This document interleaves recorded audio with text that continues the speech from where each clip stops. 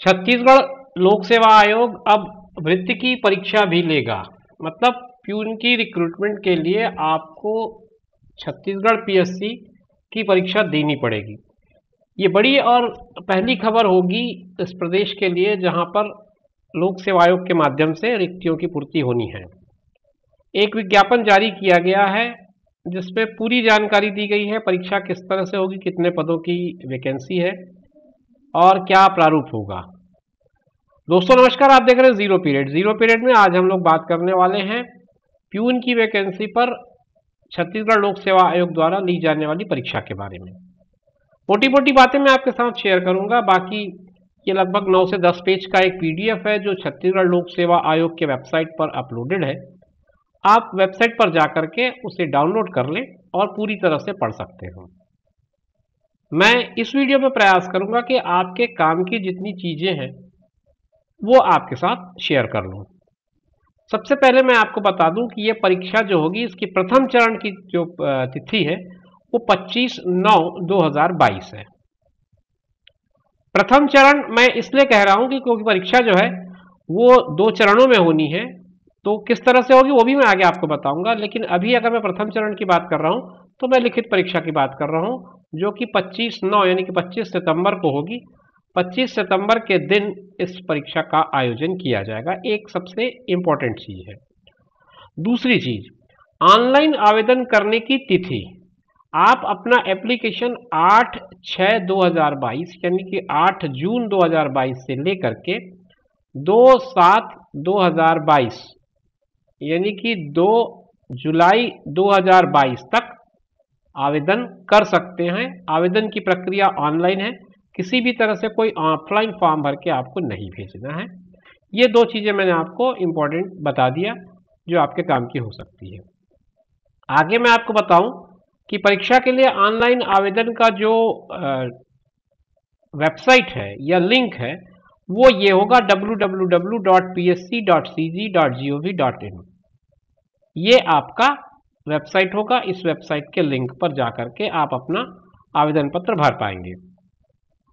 उपरोक्त परीक्षा के लिए अभ्यर्थी द्वारा परीक्षा शुल्क या पोर्टल शुल्क का भुगतान credit card, debit card, internet banking, cash deposit आदि के माध्यम से किया जा सकता है।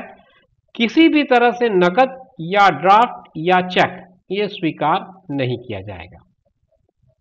रिक्तियों की संख्या के बारे में अगर मैं बात करूं तो कुल मिलाकर के 80 पोस्ट हैं, 80 पोस्ट हैं इसमें, जिसमें 34 पद अनारक्षित हैं, 10 पद अनुसूचित जाति के हैं, 25 अनुसूचित जनजाति के हैं, 11 अन्य पिछड़ा वर्ग के हैं। इसके अलावा केवल छत्तीसगढ़ के स्थानीय निवासी महिलाओं के लिए 10 पद अनारक्षित कैटेगरी में, 3 पद अनुसूचित जाति, 7 जनजाति और 3 अन्य पिछड़ा वर्ग के हैं।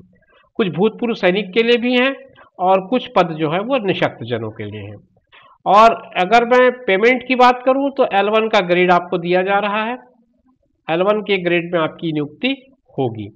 और एक महत्वपूर्ण टिप लिखा हुआ है, पदों की संख्या परिवर्तित हो सकती है। इस बात को ध्यान रखिए क्योंकि जब पीएससी परीक्षा ले रहा है इसका मतलब ये मान के चलिए कि व्यापक परीक्षा होगी और हो सकता है कि ये जो रिक्तियों की संख्या है वो देर सवेर इसमें बढ़ जाए और जिसमें से जो नियुक्तियां होनी है वो इसी परीक्षा के आधार पर हो। तो इसलिए बेहतर चांस होंगे अभ्यर्थियों के लिए इस परीक्षा से।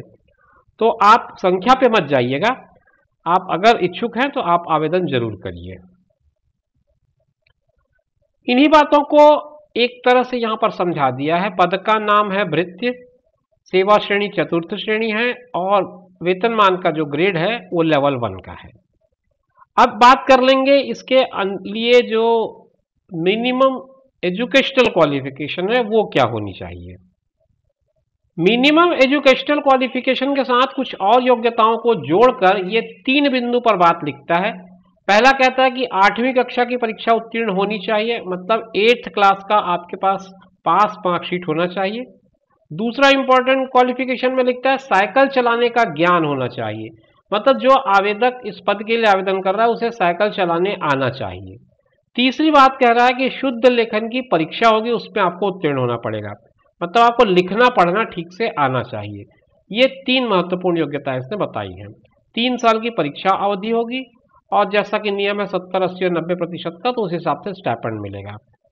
अभ्यर्थी के पास उपरोक्त आवश्यक शैक्षणिक अर्हताओं, अनुभव एवं अन्य अर्हता ऑनलाइन आवेदन करने हेतु निर्धारित अंतिम तिथि तक धारित करना आवश्यक है। कहने का मतलब यह है कि इस विज्ञापन के अंतिम तिथि से पहले तक का आपके पास ये योग्यता हो जानी चाहिए, मतलब आप 8वीं पास इसके पहले हो चुके हो।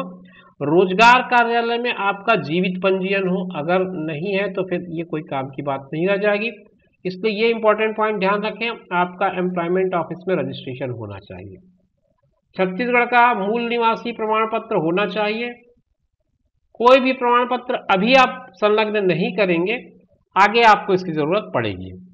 आयु सीमा की बात करूं तो 18 से 35 का जो लिमिट है वही है।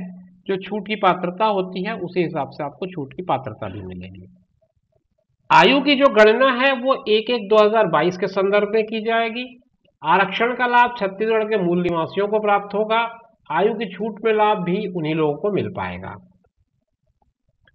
चयन प्रक्रिया की अगर मैं बात करूं तो वो ये कहता है विज्ञापित पद पर चयन के लिए निर्धारित आवश्यक शैक्षणिक योग्यताएं न्यूनतम है, इतना होना ही चाहिए। इसके अलावा इसी के आधार पर आपको नियुक्ति नहीं मिल जाएगी। इसके लिए परीक्षा, लिखित परीक्षा, कौशल परीक्षा, ये सारे टूल्स यूज किए जा सकते हैं। अब आगे बताता है कि जो परीक्षा होगी उसके केंद्र कहाँ कहाँ होंगे। रायपुर, दुर्ग, भिलाई, जगदलपुर, अंबिकापुर, बिलासपुर, बैकुंठपुर, धमतरी, दंतेवाड़ा, जांजगीर चांपा, जसपुर, कबीरधाम, कांकेर, कोरबा, महासमुंद, रायगढ़, राजनांदगांव, बलौदाबाजार, बलरामपुर, सूरजपुर, मुंगेली, गरियाबंद, नारायणपुर, कोंडागांव, बीजापुर, सुकमा, बेमेतरा, बालोद एवं गौरेला, पेंड्रा, मरवाही। कहने का मतलब सारे जो जिला मुख्यालय हैं उन जगहों में इनका परीक्षा केंद्र होगा, लेकिन जो द्वितीय चरण का परीक्षा केंद्र होगा वो केवल रायपुर में होगा। पहले चरण के लिए यानी कि फर्स्ट स्टेज के लिए ये होंगे और सेकेंड स्टेज के लिए केवल रायपुर होगा। अब तीसरी बात जो महत्वपूर्ण है वो ये है कि शुल्क, आवेदकों से परीक्षा शुल्क नहीं लिया जाएगा, क्योंकि इसके पहले माननीय मुख्यमंत्री महोदय ने घोषणा की है कि पीएससी और जेएसएसबी की परीक्षाओं के लिए कोई शुल्क नहीं लिया जाएगा, परंतु ऑनलाइन आवेदन के लिए पोर्टल शुल्क 30 रुपये प्लस जीएसटी देना होगा। तो इस तरह से आप ये मान के चलिए कि 36-37 रुपये के आसपास आपको शुल्क इसमें देना पड़ेगा। अब सबसे महत्वपूर्ण जो एनेक्सर 1 में है वो है परीक्षा की योजना। परीक्षा 2 चरणों में होगी, आपको मैंने पहले ही बताया। प्रथम चरण वस्तुनिष्ठ परीक्षा का होगा, द्वितीय चरण शुद्ध लेखन का होगा। वस्तुनिष्ठ परीक्षा अगर मैं कहता हूं तो उसका मतलब है आपको एक ऑब्जेक्टिव टाइप टेस्ट से पार होना पड़ेगा, जिसे हम एमसीक्यू भी कहते हैं। एमसीक्यू इसलिए कहते हैं क्योंकि मल्टीपल चॉइस क्वेश्चंस होते हैं। एक क्वेश्चन के 4 उत्तर होंगे, 4 में से एक उत्तर पे आपको टिक लगाना पड़ेगा। ये 200 अंकों की परीक्षा होगी, मतलब आपका फर्स्ट स्टेज जो होगा वो 200 अंकों का होगा और ये एमसीक्यू होगा। इसमें क्या क्या होगा? इसमें होगा आपका छत्तीसगढ़ एवं भारत का सामान्य ज्ञान, सामान्य अंग्रेजी, सामान्य हिंदी, सामान्य गणित और छत्तीसगढ़ी भाषा, और इसके लिए आपको मिलेंगे 2 घंटे। 2 घंटे मिलेंगे, 150 क्वेश्चंस होंगे और 150 नंबर होंगे। अब सेकंड स्टेज की बात करें तो सेकंड स्टेज जो होगा वो शुद्ध लेखन यानी कि इमला का होगा। इसमें आपको 50 नंबर का पेपर होगा, एक तरह से इमला का, उसमें आपको उत्तीर्ण होना होगा। प्रथम चरण वस्तुनिष्ठ प्रकार का होगा, मैंने बताया। प्रथम चरण परीक्षा में मेरिट के आधार पर 5 गुना, जैसे 80 पद है मान लो, तो 80 × 5 400 लोगों को इसमें क्वालिफाई कराया जाएगा। दूसरा चरण इमला का होगा जो हिंदी में लिया जाएगा। फिर दोनों के अंकों को जोड़कर चयन सूची तैयार की जाएगी। अभ्यर्थियों की 100% प्रतीक्षा सूची तैयार की जाएगी और उसके बाद एक आपका वेटिंग लिस्ट भी तैयार किया जाएगा, ऐसा बताया गया है। प्रथम चरण भाग 1 के प्रश्न पत्र वस्तुनिष्ठ होंगे, 4 संभाव्य उत्तर होंगे, अबसद एक उत्तर सही होगा, उसको आपको टिक करना पड़ेगा। ऋणात्मक मूल्यांकन का प्रावधान होगा, निगेटिव मार्किंग होगा, इस बात को ध्यान रखें। इसलिए अगर आपका उत्तर सही लग रहा हो तभी आप उसको टिक करें। गलत उत्तर के लिए निर्धारित अंक का 1/3 काटा जाएगा, मतलब 3 आपने अगर गलत उत्तर लगा दिए तो एक सही उत्तर का भी अंक आपका कट जाएगा। इस बात को ध्यान रखें, ये फार्मूला है। दूसरा जो चरण होगा वो 200 शब्द इमला होगा। अभ्यर्थी को एक इमला लिखना होगा, प्रत्येक अशुद्ध शब्द पर 0.4 अंक कटेगा। इमला लिखने के दौरान यदि कोई शब्द अभ्यर्थी द्वारा छोड़ दिया जाता है तो उस पर भी 0.4 नंबर कटेगा।